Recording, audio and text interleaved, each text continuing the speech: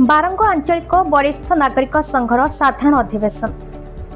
मार्थापुर ग्राम पंचायत अधीनस्थ मौनबाबा मठ परिसर में बारंग आंचलिक वरिष्ठ नागरिक संघर एक साधारण बैठक अनुष्ठित हो जाइछि।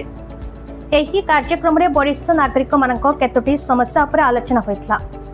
आयुष्मान वय वंदना योजनार कार्ड किपरि पाइ परिबे एवं सेमानकर किपरि एहा कार्य लागि परिबो से विषय आलोचना करा जाइतला। उक्त कार्यक्रम में सभापतित्व करथिले संघर सभापति श्रीयुक्त सुनील सिंह, साधारण संपादक श्रीयुक्त रामचंद्र दास, कार्यकारी सभापति श्रीयुक्त गोलक चंद्र दास, उपसभापति श्रीयुक्त कृष्ण चंद्र मल्लिक, पुण्यचंद्र पड़िरा, कोषाध्यक्ष सुकांत महारणा, मोनबाबा आश्रम श्री श्री मौनी बाबा संत प्रसन्नानंद दास प्रमुख उपस्थित हुई कार्यक्रम को व्यापक भाव में सफल रूपायन करथिबा बेले संघर कर्मकर्ता दैतारी साहू, कृष्णचंद्र नायक, शंकर शरण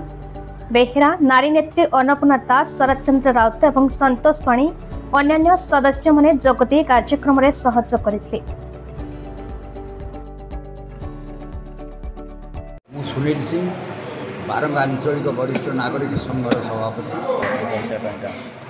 आमर साधारण बैठक प्रथम रामदासपुर ग्राम पंचायत होता, द्वितीय बैठक होता सानमगढ़ी सूर्यपन्ना गोलक बिहारी दास जी कार्यकारी सभापति बासगढ़, तृतीय बैठक मौनबाबा आश्रम राम मार्थापुर ग्राम पंचायत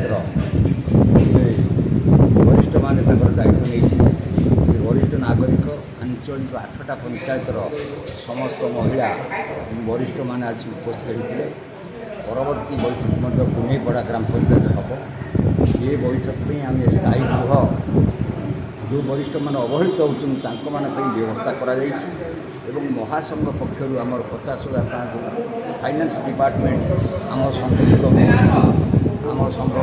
आप्लाय करा ये संघ महासंघ द्वारा अप्रूव ऑल इंडिया महासंघ जो राजस्थान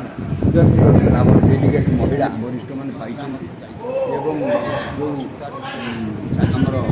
जन आरोग्य योजना 70 वर्ष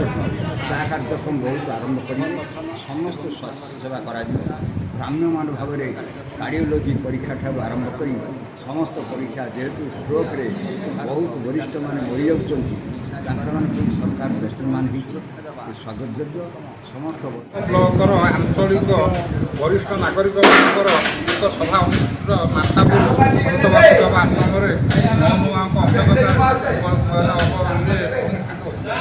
तेणु बहुत वरिष्ठ नागरिक 3-4टा पंचायत एकजुट होते समस्त को से भगवत गीता ज्ञान पर शिक्षा दि जाता से चतुर्थ अवस्था वरिष्ठ अवस्था केमी भल भाव जीवन यापन कर जीवन सार्थक हम तेणु ता विषय किसी बयान शुणुते शेष में प्रसाद सेवन कर कटक दामोदर बेउरा रिपोर्ट भारत न्यूज।